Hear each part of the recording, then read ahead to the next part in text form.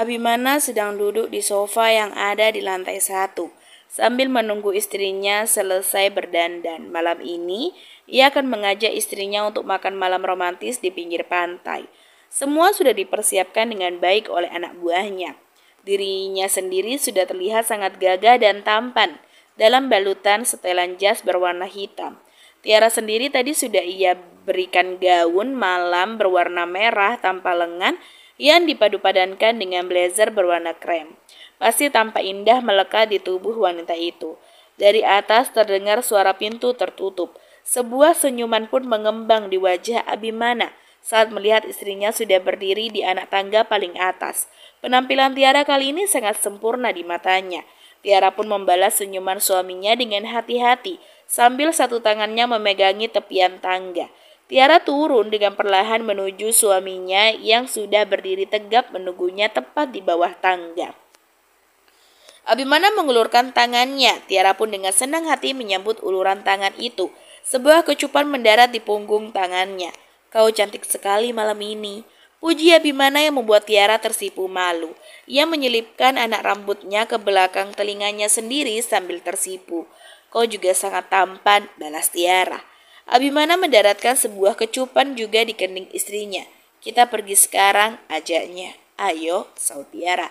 Baru saja mereka hendak menuju ke pintu, tiba-tiba Abimana menahan menghentikan langkahnya. Ada apa? Tanya Tiara yang ikut berhenti. Aku lupa sesuatu. Tiara mengernyitkan keningnya. Ia tidak tahu apa yang dilupakan oleh suaminya itu.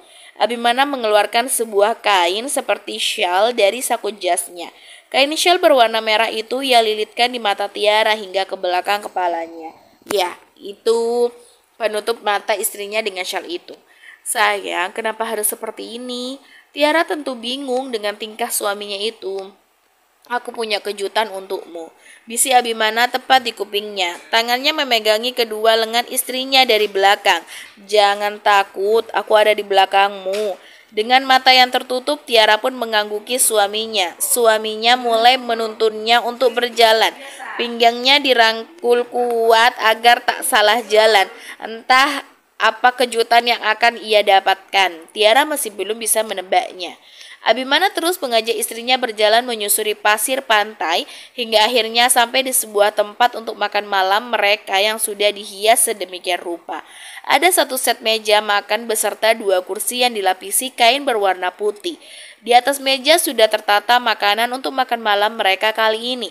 Tak lupa ada juga lilin serta kelopak bunga mawar merah yang sengaja dibiarkan berantakan di atas meja sebagai hiasan.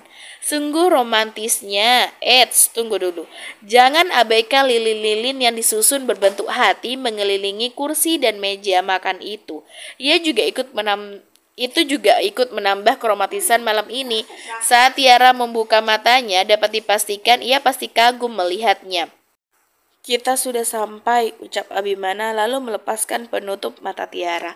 Wanita itu membuka matanya dengan perlahan. Awalnya tampak kabur. Lama-lama pandangannya menjadi jelas. Ia pun langsung menutup mulutnya dengan kedua tangannya, saking takjub melihat pemandangan di depannya. Kau suka? Tanya Abimana saat melihat ekspresi istrinya seperti itu. Kau menyiapkan ini semua? Tanya Tiara tak percaya. Abimana pun mengangguk. Ini hadiah untuk ulang tahunmu. Kau ulang tahun hari ini kan? Selamat ulang tahun sayang. Abimana menghadiahi Tiara dengan sebuah kecupan di bibirnya. Terima kasih sayang, aku kira kau sudah lupa dengan ulang tahunku. Tiara bergelanyut manja di lengan suaminya. Abimana menggeleng, mana mungkin aku lupa sayang. Maaf kalau ucapannya sedikit terlambat. Seharusnya rencana awalku tidak begini, ucap Abimana sambil menatap meja makan di depannya. Mereka masih belum duduk di sana. Rencana awal, ulang Tiara. Abimana meraih kedua tangan istrinya lalu mengecupnya bergantian. Aku tadinya sudah merencanakan kita akan berbulan madu setelah mengadakan makan malam bersama keluarga. Tapi ternyata Tuhan berkehendak lain. Apa yang terjadi saat ini adalah rencana Tuhan. Seharusnya aku memberimu kejutan dengan kedua kakiku yang sudah bisa berjalan. Tapi ternyata kau mengetahuinya di saat yang kurang tepat. Jelas Abimana. Jadi itu alasannya kau tidak ingin aku menemanimu terapi ke dokter? Tanya Tiara yang diangguki oleh Abimana. Maafkan aku, ucap Abimana dengan raut wajah bersalah. Hei, kenapa malah minta maaf? Tiara mengelus pipi suaminya. Justru aku yang harusnya minta maaf karena mengacaukan rencana awalmu. Aku menyesal tidak mendengarkan ucapanmu. Lain kali aku janji tidak akan begitu lagi. Lanjutnya. Kau juga tidak salah, kau tentu tidak tahu kejadiannya akan seperti itu. Abimana merengkuh pinggang istrinya dan menatap kedua bola mata sang istri dalam-dalam. Semua kejadian yang kita alami semoga bisa menguatkan cinta kita. Apapun yang terjadi nanti, kita hadapi semuanya secara bersama-sama. Abimana menjeda sejenak lalu melanjutkan, aku mencintaimu Tiara, sangat-sangat mencintaimu. Kehadiran dirimu dalam hidupku membuat hidupku lebih berarti. Aku seperti mendapatkan semangat baru untuk bangkit kembali. Aku tidak bisa jika tanpamu, tetaplah setia di sampingku Tiara, karena aku sangat mencintaimu. Abimana terlihat sangat serius saat mengatakan hal itu. Ungkapan perasaannya mampu menyentuh lubuk hati terdalam milik Tiara. Aku juga mencintaimu, sangat mencintaimu. Tolong bimbing aku untuk menjadi pendamping hidupmu. Beritahu aku kalau aku salah langkah. Kita perbaiki semua kesalahan bersama. Aku sangat merasa beruntung dicintai pria yang tulus sepertimu. Aku tentu akan selalu setia di sampingmu sayang, selamanya. Abimana langsung mendekap istrinya menyalurkan kehangatan di antara dinginnya semilir angin di pantai. Tiara pun dapat merasakan kehangatan itu, kehangatan yang selalu ia inginkan dari suami tercintanya. Puas berpelukan cukup lama barulah mereka mulai duduk untuk makan malam. Sesekali mereka terlihat saling suap-suapan dan bercanda bersama. Tawa mereka lepas terbawa angin malam. Sang rembulan sampai iri melihat keromatisan sepasang pengantin baru yang sedang asik bersama itu. Keberhasilan bulan madu Abimana kali ini tentu tak lepas dari campur tangan asistennya yaitu Jody. Pria itulah yang selalu sibuk mengkoordinir para pekerja lainnya agar melaksanakan apa yang tuan muda mereka inginkan. Urusan perusahaan juga sementara waktu akan ditangani olehnya. Malam ini, Jody tampak masih berada di jalan saat jarum jam sudah menunjukkan pukul 8. Ia baru saja pulang dari mengurus sesuatu. Saking sibuknya, ia sampai lupa makan malam. Sedang asyik menyetir mobil sendirian menuju ke apartemennya, ia memikirkan menu apa nih yang nanti akan ia makan untuk makan malamnya. Matanya sesekali akan melihat ke kiri kanan jalan mencari apa makanan yang sesuai dengan seleranya untuk malam ini. Tapi tiba-tiba matanya menangkap sosok seorang yang sudah beberapa hari ini tidak ia temui lagi. Seorang gadis penjual roti yang sedang berdiri di trotoar jalan memegang keranjang rotinya. Jody pun dengan cepat menemukan mobil dan keluar menghampiri gadis itu. Siapa lagi kalau bukan Ana? Ana, panggil Jody dari depan pintu mobilnya. Gadis itu tampak linglung. Ia seperti tidak mendengar panggilan Jody.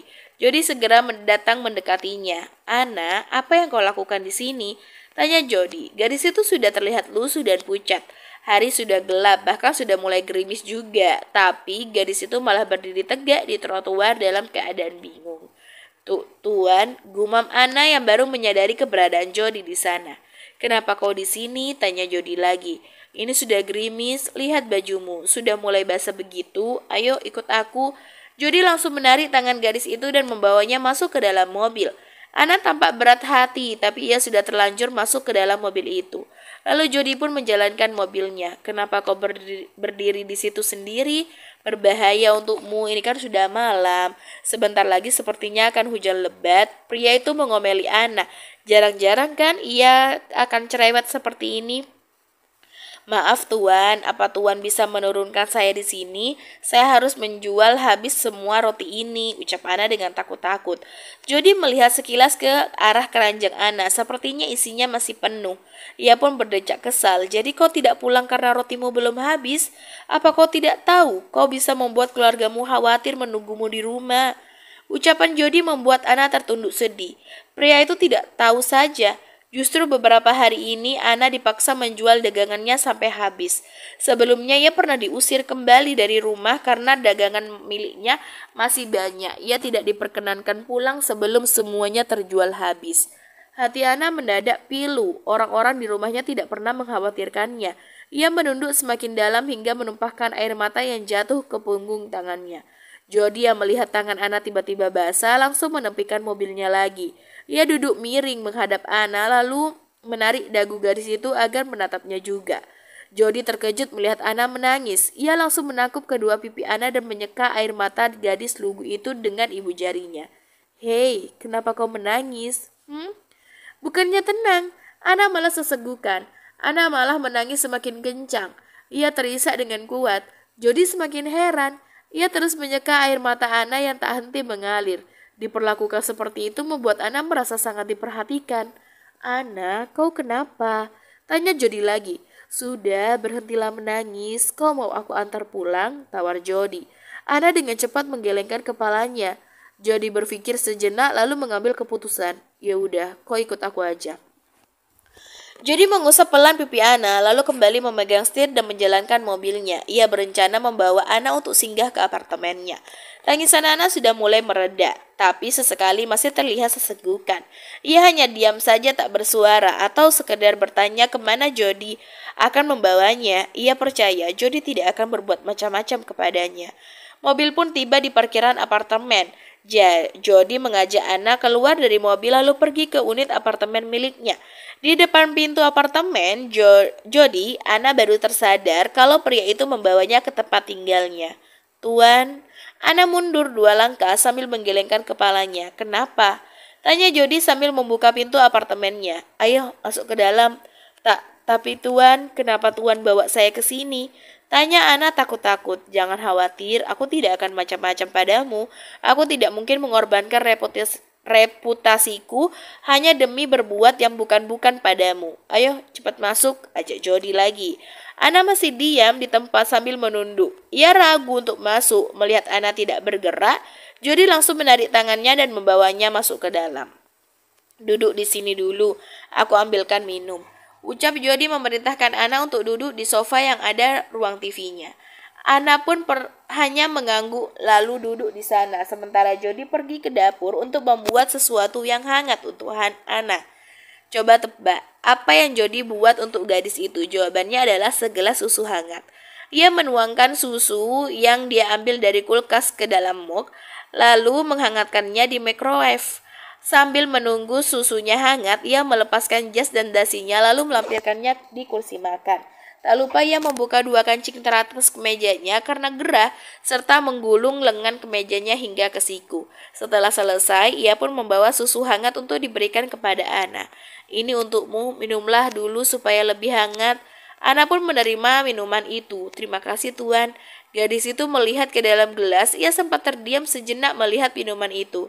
"Kenapa?" tanya Jody. "Itu hanya susu hangat saja, bukan apa-apa." Ia pikir Ana khawatir ia menaruh sesuatu dalam minuman tersebut.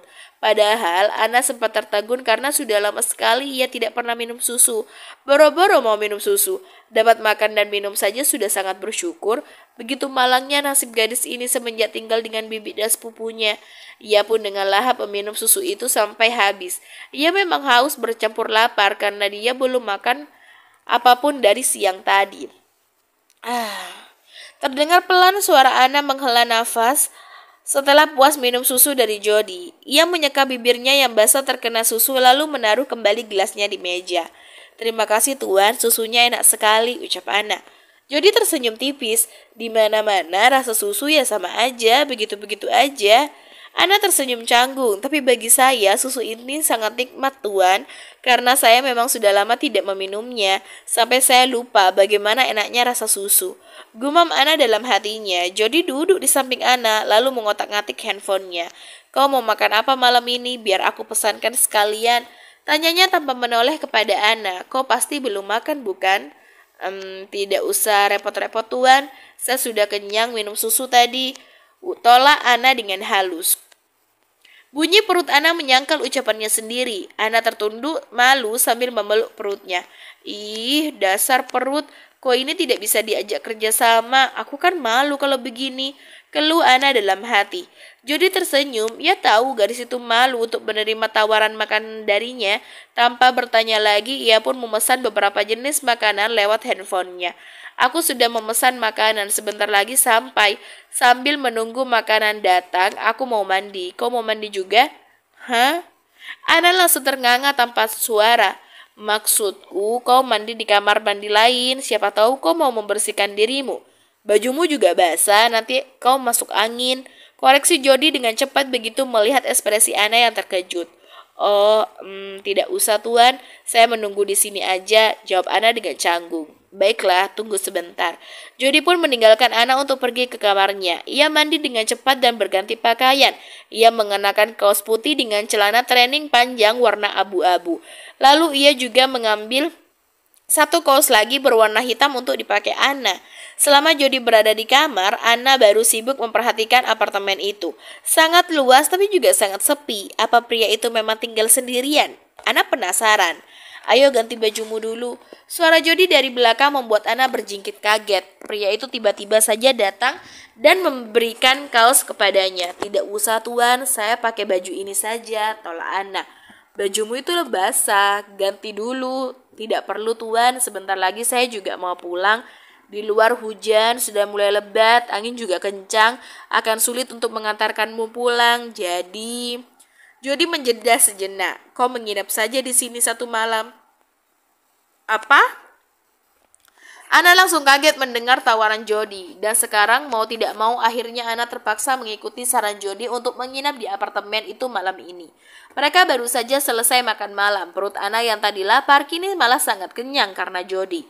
Terus menambah makanan ke dalam piringnya. Saat ini Jody mengajak Ana untuk duduk di ruang TV tadi. Ia membuka siaran TV agar Ana tidak bosan. Kom terlihat gelisah, ucap Jody sambil mengganti channel TV yang tepat untuk Ana.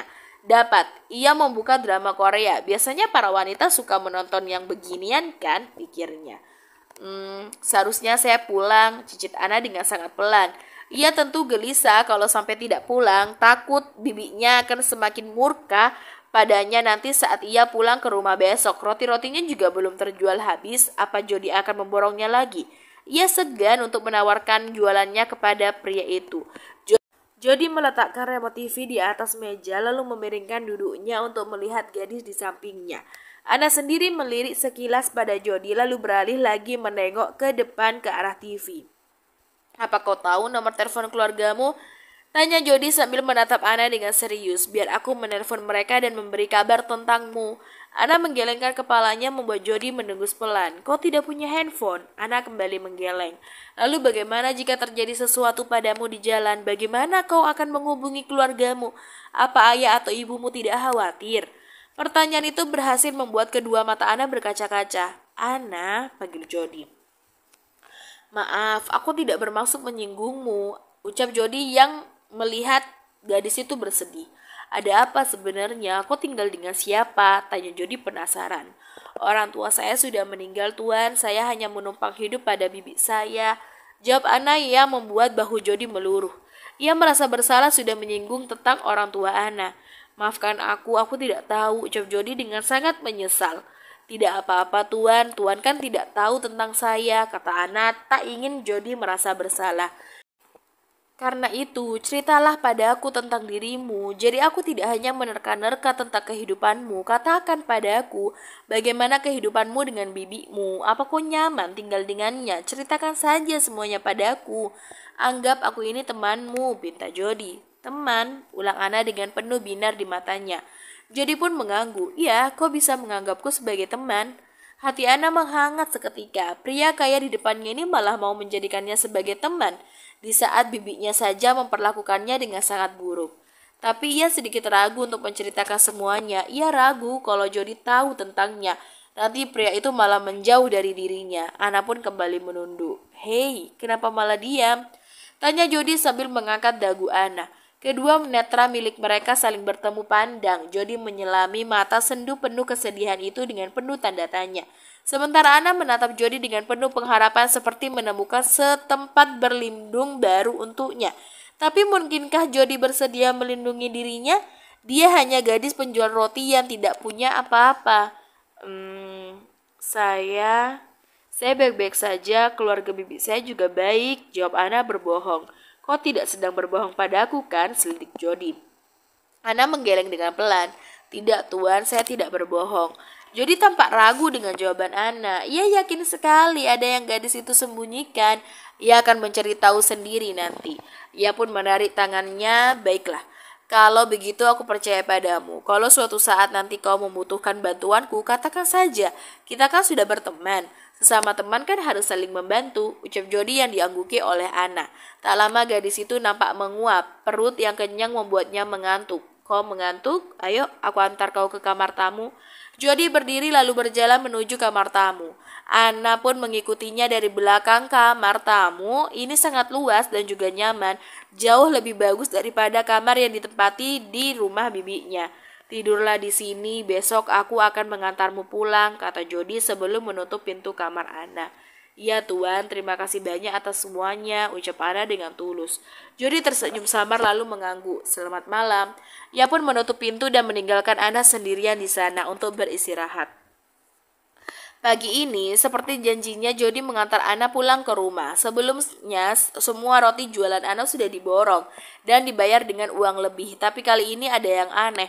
Ana menolak uang lebihan pemberian Jody. Ia hanya menerima uang pas sesuai harga semua roti. Jody sudah berusaha memaksa Ana menerima uangnya, tapi gadis itu menolak dengan keras. Ada suatu kejadian buruk yang terjadi padanya tentang uang lebihan dari Jody yang dia simpan. Karena itu dia tidak berani lagi menerima banyak uang dari Jody. Tentu saja hal itu membuat Jody tambah penasaran.